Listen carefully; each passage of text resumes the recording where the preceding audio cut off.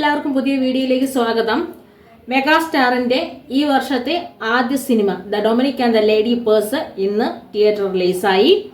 ഗംഭീരമായൊരു ചിത്രം ഗൗതം വാസുദേവ മേനോൻ ചിത്രമാണ്.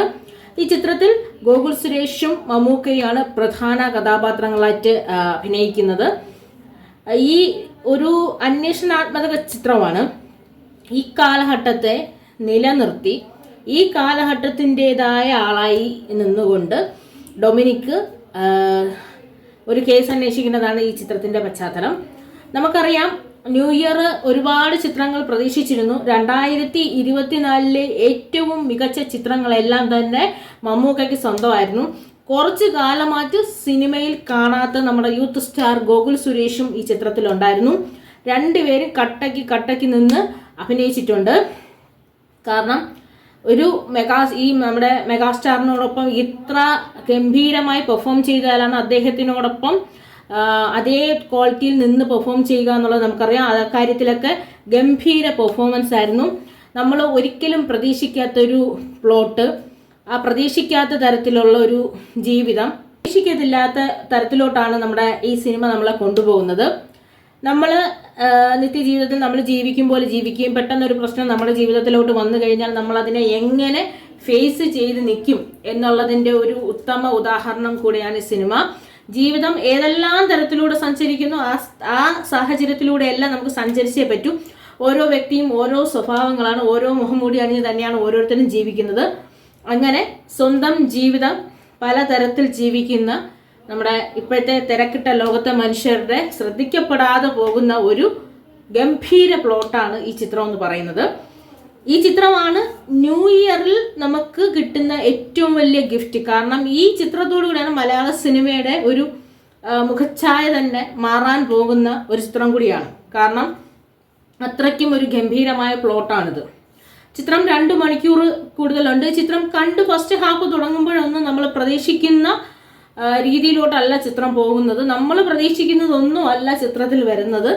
അത് തന്നെയാണ് ഒരു പുതിയൊരു സിനിമ കാണാൻ ചെന്നിരിക്കുമ്പം എല്ലാവർക്കും ഗംഭീരമായി തോന്നുന്നത്. കാരണം നമുക്കൊരു പ്രതീക്ഷയുണ്ടല്ലോ, ഇങ്ങനെ ആയിരിക്കുമോ ചോദിക്കുമ്പോൾ അങ്ങനെ ഒന്നും ആ തരത്തിലൊന്നും യാത്ര പോവാതെ ഗംഭീരമായ രീതിയിൽ പെർഫോം ചെയ്തിരിക്കുന്ന ഒരു സിനിമ. ഇത് മസ്റ്റ് തിയേറ്റർ വാച്ചാണ്.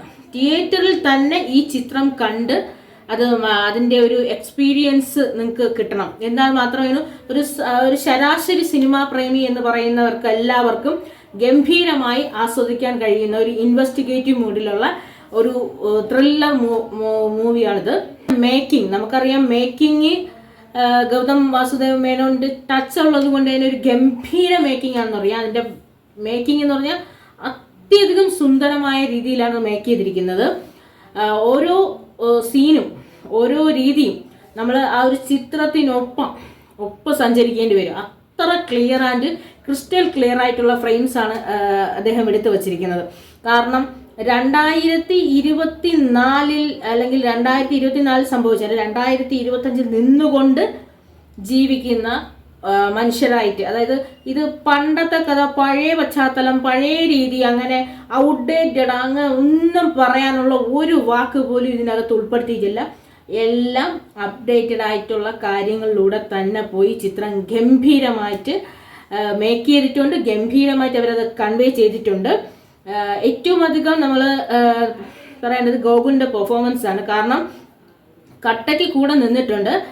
കുറച്ച് കാലമായി ഗോകുലിനെ പുതിയ ചിത്രങ്ങളൊന്നും കാണാനില്ല. എന്നാലും ഇന്ന് മുതൽ, അല്ലെങ്കിൽ ഈ ചിത്രം റിലീസ് മുതൽ ഇനി അങ്ങോട്ട് ഗോകുൽ സുരേഷിന് ഒരുപാട് ചിത്രങ്ങൾ കിട്ടട്ടെ. ഒരുപാട് നല്ല ചിത്രങ്ങൾ ഗോകുൽ സുരേഷിന് കിട്ടുകയും നല്ല നല്ല ഗംഭീരമായ ചിത്രങ്ങൾ നമ്മുടെ മുമ്പിലോട്ട് വരികയും ചെയ്യട്ടെ.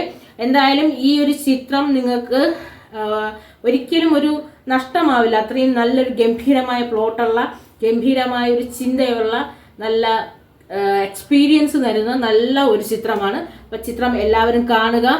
നല്ല അഭിപ്രായങ്ങൾ ഷെയർ ചെയ്യുക. ഇഷ്ടപ്പെട്ടില്ല എന്ന് പറയാനുള്ള അവകാശം എല്ലാവർക്കും ഉണ്ട്. പക്ഷേ വ്യക്തിപരമായ ശത്രുത ചിത്രങ്ങളിലേക്ക് കൊടുക്കാതിരിക്കുക. കാരണം ചിത്രം ഇറങ്ങുന്നതിന് മുമ്പ് തന്നെ ഇതിൻ്റെ നെഗറ്റീവ് പോസ്റ്റുകൾ 3-4 ഞാൻ കണ്ടതാണ്.